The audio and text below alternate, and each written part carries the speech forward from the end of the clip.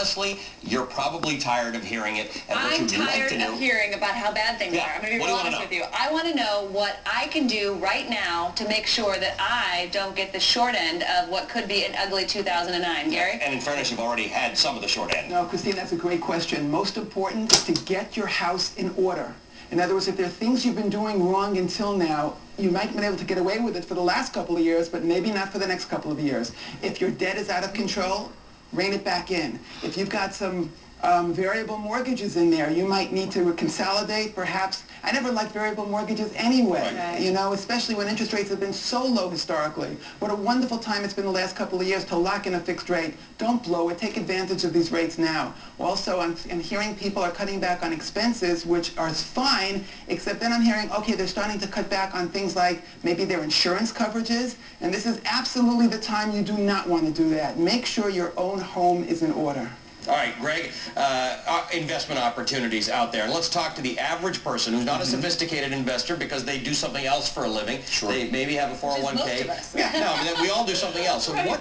what would you advise someone to start asking? Rather than sort of what specific stocks to buy, how does one protect themselves in this market? Well, the first thing I would advise people not to do is don't try to day trade this market because it's whipsawing around. It's up 400, down 400, whatever it is.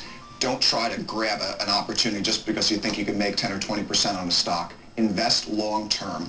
And if you have a long-term time horizon, there's no reason why you can't start putting some money to work here because the levels look very attractive.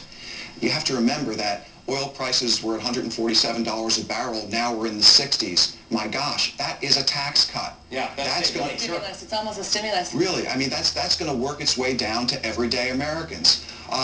For people that are retiring and receive Social Security, that got a 5.8% bump for 2009. That's going to be great for seniors because they're going to see their real spending dollars for things such as food and fuel come down, but yet their checks are going to go up by 5.8%. It's about That's a real $63 a week on average, or a month on average, $63 a month on average for that's the seniors. increase. That's the increase. But some of the costs have come down. That's so right. So that is good news, great, right, yeah. for seniors.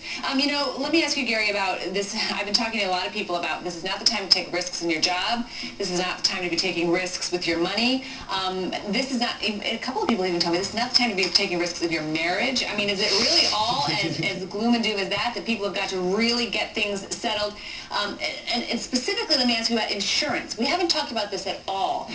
Is this the time to make sure you have the proper health insurance, the proper life insurance, to make sure your family's taken care of all the way down the line? Button down the hatches. That's exactly right. This is a great opportunity to do that. And, you know, people are starting to say these things were not important because we're so tuned to the board behind you. We're so looking at what the Dow's doing every 6 minutes of the day. They're not paying attention to things that are really important. So, yeah, be real careful about life insurance. Make sure now you're not cutting down on that. Health insurance, especially if you might lose your job.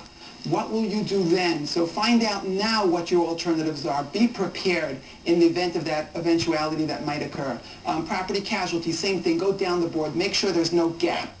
All right, guys, let's stop on that point because we've got a lot more to discuss here. Lakshman, Greg, and Gary, we're going to bring our panel back later with more important information about your money and specifically your job. And there's an election. We also want to focus on the presidential race and how it affects the economy and your money. We'll debate which candidate is better for you. And as we said, jobs, specifically how to get one, how to keep one, important information for you that is very specific. Stay with us.